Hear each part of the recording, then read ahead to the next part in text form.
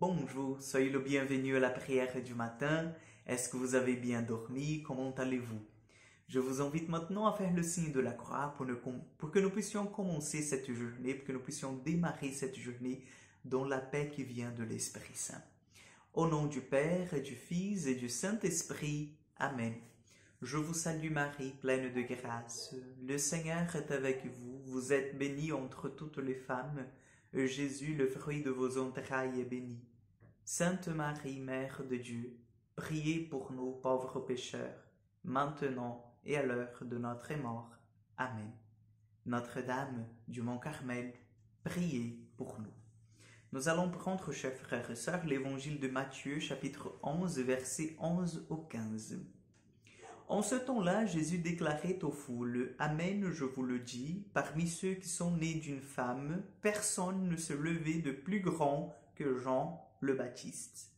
Et cependant, le plus petit dans le royaume des cieux est plus grand que lui.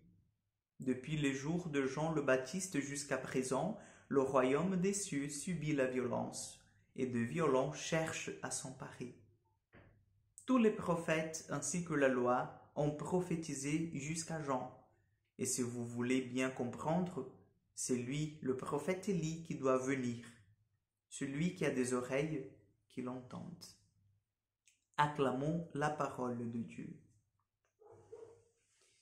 Chers amis, nous n'avons pas dans notre histoire un signe plus grand d'humilité que celui de notre Dieu, qui prend notre nature humaine, qui devient un petit enfant, qui se laisse apprendre les choses basiques de la vie, c'est-à-dire de marcher, parler. Je ne sais pas si vous vous êtes déjà rendu compte que Jésus a dû apprendre à parler. Il n'est pas, lorsqu'il est venu dans le monde, il ne savait pas parler. Il ne savait pas marcher. Il ne pouvait pas manger tout seul. Donc je pense qu'il n'y a pas, pour nous, dans notre histoire, un signe plus grand d'humilité que celui de Dieu lui-même, qui a voulu dépendre de nous, des êtres humains, pour apprendre à vivre comme un être humain. Nous sommes dans ce temps de l'Avent et nous méditons beaucoup sur la venue du Seigneur, nous méditons beaucoup sur la venue du Messie et nous sommes en même temps invités à entrer dans cette dynamique de conversion. Le temps fort dans l'Église qui nous appelle à la conversion, ce n'est pas seulement le carême, mais c'est aussi le temps de l'Avent. Et c'est pour ça que nous avons bien entendu aujourd'hui Jésus qui nous dit que dans le royaume des cieux, il n'y a pas un homme qui soit plus grand, né d'une femme, que Jean-Baptiste, Jean le Baptiste. Cependant, le plus petit dans le royaume des cieux est plus grand que lui. Aujourd'hui, nous sommes invités vraiment à demander au Seigneur la grâce, le don, la vertu de l'humilité, parce que nous ne voulons pas être humbles. Nous voulons toujours être considérés comme les plus puissants. Nous voulons toujours être considérés comme les notables. Nous voulons toujours être considérés comme ceux qui ont de l'importance. Et nous ne voulons jamais la dernière place, rendre service dans le silence, des choses basiques de la vie, d'être enseigné. Nous ne voulons pas en fait être enseignés, nous voulons être autonomes. Nous aimons bien apprendre les autres, à faire apprendre les autres, mais nous ne voulons pas en fait que les autres viennent nous apprendre les choses. Parce que nous sommes autosuffisants.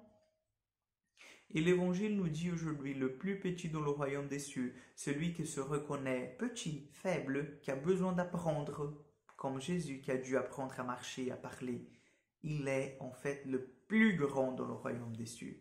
Pourquoi, chers frères et sœurs? Parce que celui-là, il est en vérité.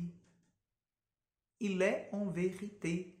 Nous avons tous besoin des uns des autres.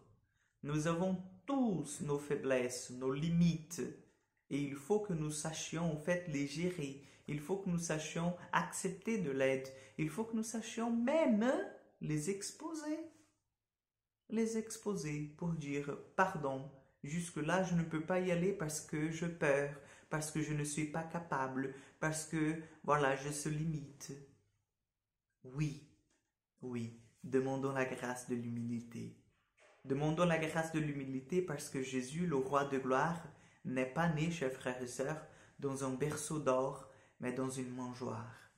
Demandons la grâce de l'humilité parce que Dieu, il veut que nous soyons sauvés par la vertu de l'humilité, de la simplicité, de l'accueil d'une parole qui est toute simple, toute pure. Et que le Seigneur vous bénisse pendant cette période de l'Avent, qu'il prépare votre cœur pour que votre cœur soit une mangeoire assez chaude pour l'accueillir. Le Seigneur soit avec vous. Que Dieu Tout-Puissant vous bénisse et vous garde, le Père, le Fils et le Saint-Esprit. Amen. Bonne journée à vous, que Dieu vous accompagne. À demain pour encore une prière du matin et n'oubliez pas de partager cette petite vidéo. Que Dieu vous bénisse.